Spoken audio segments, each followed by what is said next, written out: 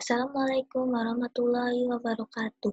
Perkenalkan, nama saya Alfianti Sekti Dwijayani, NIM I1 Channel 19074, kelas B, jurusan Farmasi, Universitas Jenderal Sudirman. Di sini saya akan mempresentasikan tugas mata kuliah Kewarganegaraan tentang ketahanan nasional di masa pandemi dengan dosen pengampu Dewi Anggraini SPD MPD dan Dr. Bambang Suswanto MSI. Ketahanan nasional adalah kondisi dinamik suatu bangsa yang meliputi seluruh aspek kehidupan nasional yang terintegritas dan berisi keuletan dan ketangguhan yang mengandung kemampuan mengembangkan kekuatan nasional dalam menghadapi dan mengatasi segala tantangan, ancaman, hambatan, serta gangguan baik yang datang dari luar maupun dari dalam negeri, baik yang langsung maupun tidak langsung, membahayakan integritas, identitas, kelangsungan hidup bangsa dan negara, serta perjuangan mengejar tujuan nasional. Kondisi kehidupan nasional merupakan pencerminan langsung dari ketahanan nasional yang berlandaskan atas Pancasila, UUD 1945, dan wawasan Nusantara. Jadi, ketahanan nasional merupakan kondisi yang harus ada dalam semua aspek kehidupan bermasyarakat, berbangsa, dan bernegara. Aspek-aspek ketahanan nasional. Aspek-aspek ketahanan nasional terdiri atas dua, yaitu aspek trigatara atau alamiah yang terdiri atas geografis, kekayaan alam, dan kependudukan. Yang kedua, ada aspek pancagatara atau sosial yang terdiri atas aspek ideologi, politik, ekonomi, sosial budaya, dan pertahanan serta keamanan. Dampak COVID-19 terhadap ketahanan nasional. Ketahanan nasional Indonesia mengalami penurunan dengan munculnya wabah ini. Wabah ini merupakan ancaman global karena dialami oleh semua negara di dunia.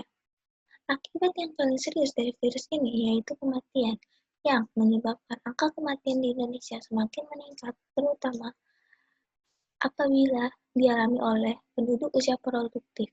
Itu akan berakibat besar dengan berkurangnya tenaga kerja produktif di Indonesia.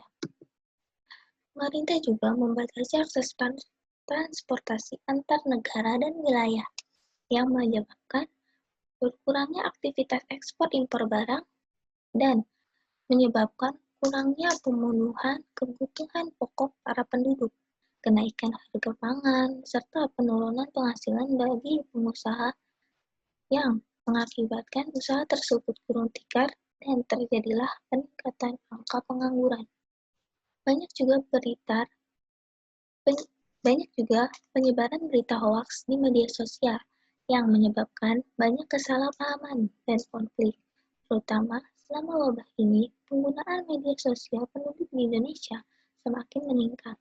Pendidikan di Indonesia pun sedikit kacau dilihat dari banyaknya berita bahwa para pelajar banyak yang mengalami stres karena tekanan sekolah online. Penduduk pun semakin jarang bersosialisasi dengan lingkungan sekitar karena sudah terlalu nyaman berada di dalam rumah. Lalu ada pengaturan dampak COVID-19.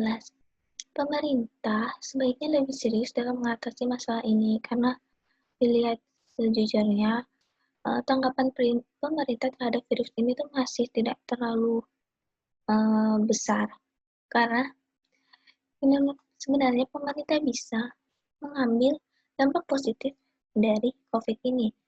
Kan banyak barang yang dari luar datang ke Indonesia, pemerintah sebaiknya bisa meningkatkan produktivitas penduduknya, seperti meningkatkan kualitas produk dan meningkatkan produktivitas para pekerja tanah air, sehingga meningkatkan rasa cinta tanah air para penduduk dengan memilih membeli barang-barang produk asli Indonesia.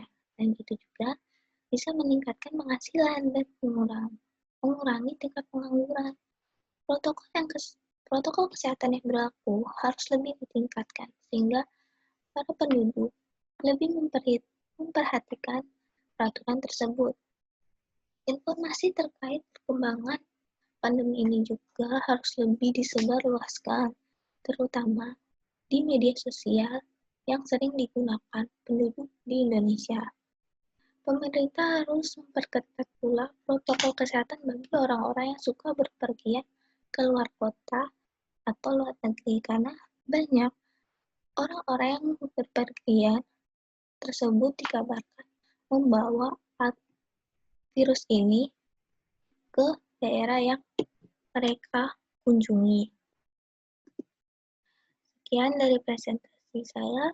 Assalamualaikum warahmatullahi wabarakatuh.